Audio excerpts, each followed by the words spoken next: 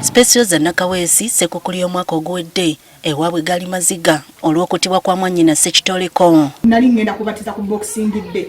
Bankubira essimu tuli mu church nga masimu mayitirivu nnyo agankubira mbuuza amasimu agankubira nakanya gajjako. Ngendo pikinga essimu emu nga bangamba muganda we Ssekitoleko bamusse. Mbwe eggulo limu Ssekitoleko yasiiba anoonya ssente ng'asomba mwenge kyokka olwo Ssekukkulu terwaca. Kati yali asombye omwenge gw'asiibya akola. Kati nze ne basiibula ne ngende ewange. Akawungezi nga omanyi balina ku lukulu buli omu kwekyakaliramu. Kati olwali okukyakalamu ne bamutta ekiro. Nakawesi atutote we baasuula omulambo gwa mwannyina ku kyalo Kayabwe mu disitulikiti y'Empigi okumpi n'amaka ge. Amaka ge gali wali eri, gali ku kkubo wali eri watudde abakazi. Mu bbanga lya mwaka gumu ku bantu abattiddwa mu tawuni kanso y'e Kayabwe 38 battiddwa mu nzita y'emu. Kyewuunyisa nti babateeka awantu ewalabibwa tebaagala kweka mirambo era abantu abayitawo babazuula n'omuzuula ng'obadde oyitawo naye olwawo okumutegeera kuba bamukuba nnyo feeso gy'onoona. Kitegeeza abantu ababa batutta baba wano waffe batukola ki batumanyi bulungi nnyo. Bw'ate bwe babasuula tebasangawo wadde omusaayi ekibaleetera okulowooza nti byandibwamu ebikolwa by'okweraguza.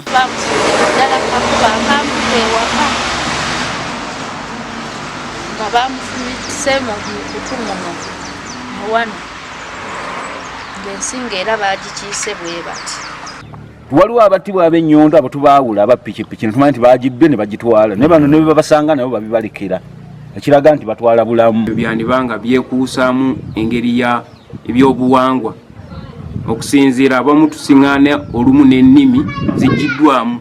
Abatuuze batugambye nti gye buvuddeko baasuula ekibaluwa ekirambika abantu abalina okuttibwa nga kuliko abakazi 40.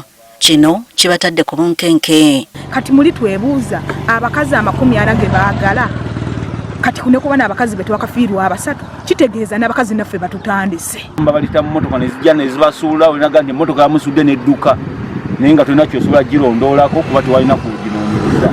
So singa eteekawo kamera ne gavumenti kigiyamba okunoonya abatemu abo. Ssentebe wa Kayabwe Grace Kasozi akitadde ku basirikale abatono be balina bw'ogerageranya n'omuwendo gw'abantu mu kitundu kyabwe. Bw'otunuulira siteshoni yaffe ey'e Kayabwe abasirikale beeyina bw'okompeyaringa abasirikale ne ratio y'abantu kirabanga batono.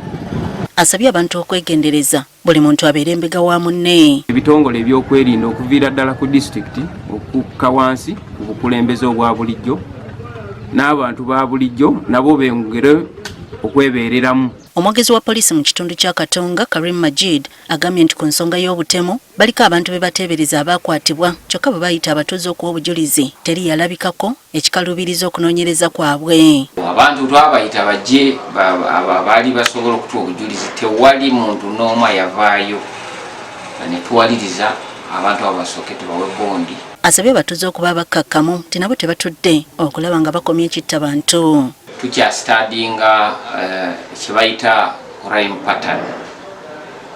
Tugezaako nnyo okulaba kiki abakola ekintu ekyo. Embeera y'ekittabantu ebaluseeyo mu Kayabwe yeefaananyiriza eyaliwo mu mwaka gwa 2017 mu bitundu by'Entebbe ne Nansana mu disitulikiti y'e Wakiso.